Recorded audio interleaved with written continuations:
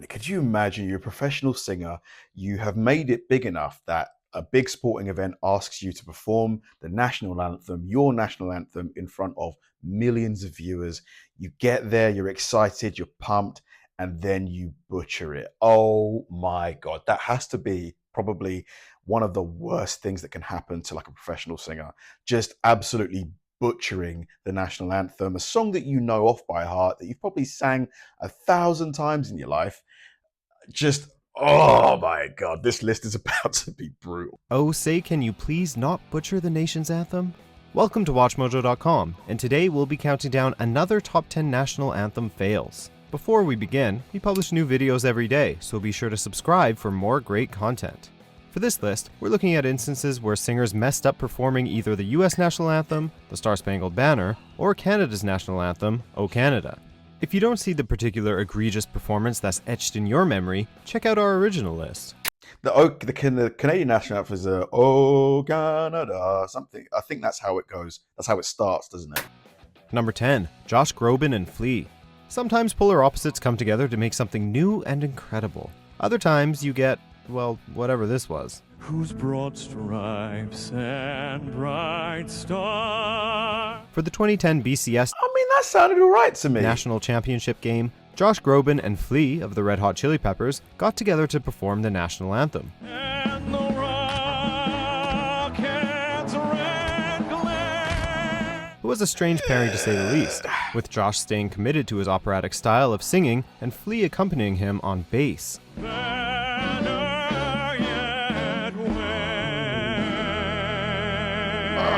The version was slow and seemed stilted, despite a drummer kicking in to liven it up. And while it wasn't the worst rendition we've ever heard, it definitely left us with more questions than answers. Namely, why? Number 9. Yeah, I mean, it wasn't terrible, but it just didn't really. I don't know if that style works for the anthem. What do you think? Probably not the best. Deluna. Performing the anthem at a major game can be a great way for an aspiring pop star to broaden their fan base. At least, that's the best case scenario if they kill it. Oh, say, can you see? Unfortunately for Deluna, she got her big chance to perform at a Monday Night Football game back in 2008, and most likely lost fans rather than gained new ones.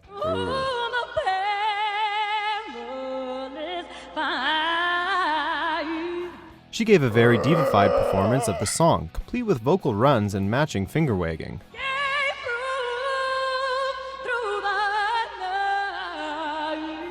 Deluna had the confidence of Aretha Franklin, but did not exactly have the vocals to back it up. The crowd wasn't kind and ended up booing her by the song's end.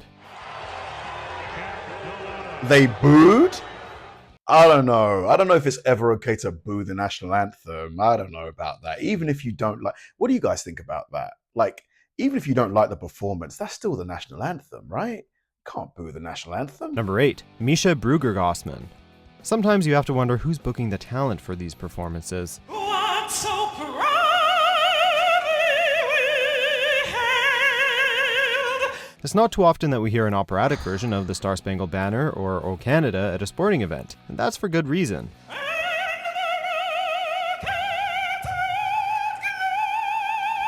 At a 2012 Senators vs. Penguins game, opera singer Measha Brueggergosman gave one of the most dramatic renditions of both songs when she belted them out in her full, over-the-top style. It was clear that she was a classically trained singer, but you have to know your audience.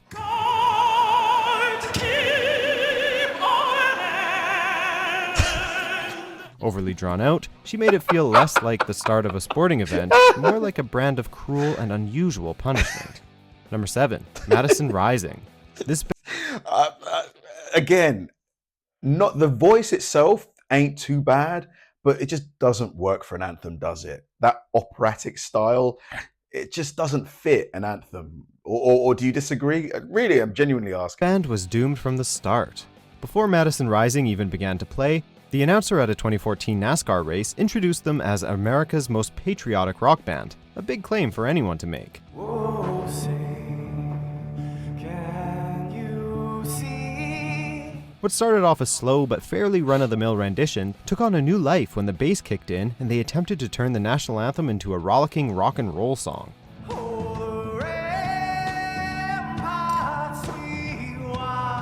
Not that this hasn't been done successfully before. Jimi Hendrix, anyone? But this particular version was a resounding flop. No! Too aggressive and just tonally off, the performance was an example that sometimes it's best to stay in your lane. Number 6, Steve. Absolutely not. I'm sorry. That's definitely the worst so far. That's the worst so far. I mean, that was really cringy, wasn't it? Steven Tyler. Steven Tyler may be a rock legend, but even legends have their off days. Performing the national anthem at the Indy 500, Steven started off nicely by doing a little harmonica riff before he started singing. Oh, say, can you see? But as soon as he opened his mouth, it went downhill pretty quickly. It was a bit too rock and roll, and he sounded more like he was screaming rather than singing for much of the performance. On a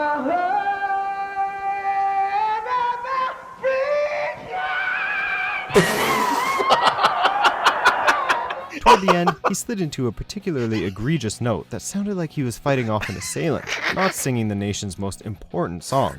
You'd feel bad for all the ears in the stadium that day. Number 5, Clint Bowers. He was straight up screaming, man. You can't tell me that was singing at the end of that. Land of the free. There must be something truly intoxicating to a performer about just going for it when they sing the Star-Spangled Banner. Perhaps it's some mixture of the crowd around them with the swell of patriotism that makes singers push their limits to sometimes disastrous results. Is that the kid from Stranger Things? I'm pretty sure it was, wasn't That it? has to explain actor Clint Bowers, who had one of the most cringe-inducing final notes in his performance of the anthem at an NBA game.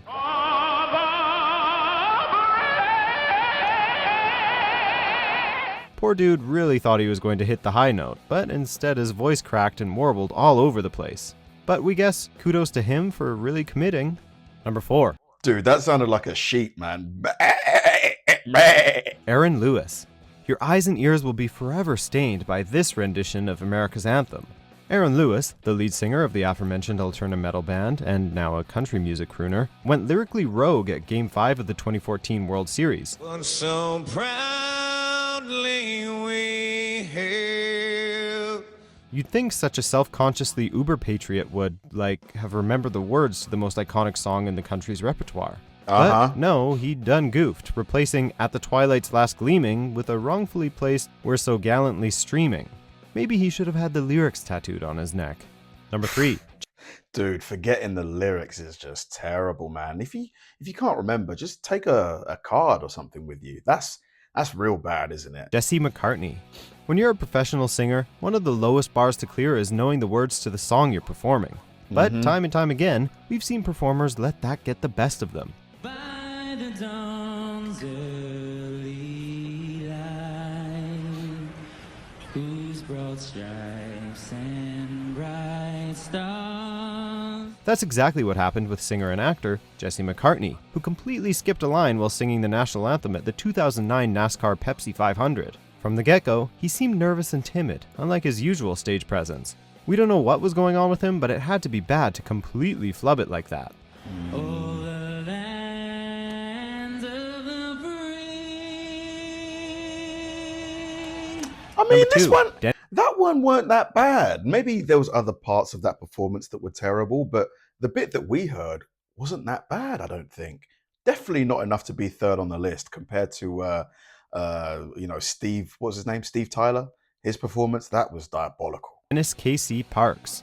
Confidence can go a long way in selling a performance, and if Dennis K.C. Parks brought nothing else to his rendition of O Canada, it was that. With growing hearts we see thee rise. In 1994, the Canadian Football League tried to expand the league with new American-based teams like the Las Vegas Posse. God keep our land glorious and free. For a game against Saskatchewan, Parks, a lounge singer, was chosen to sing the opening anthems, but too bad he never listened to the Canadian song beforehand.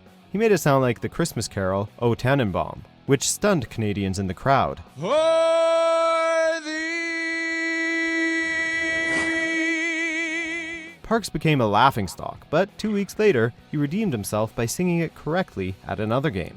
Number 1. I mean, come on, man. If you've not heard the anthem and you're going to perform it, listen to the anthem. Come on. That's like, he should have known better, shouldn't he? Fergie. It's not that Fergie is a bad singer or even that she didn't hit most of her notes. It's more like, what the heck was she thinking? What's so proudly wave? 2018 NBA All-Star Game, for whatever reason, she decided to perform the song with a jazzy arrangement, complete with scatting.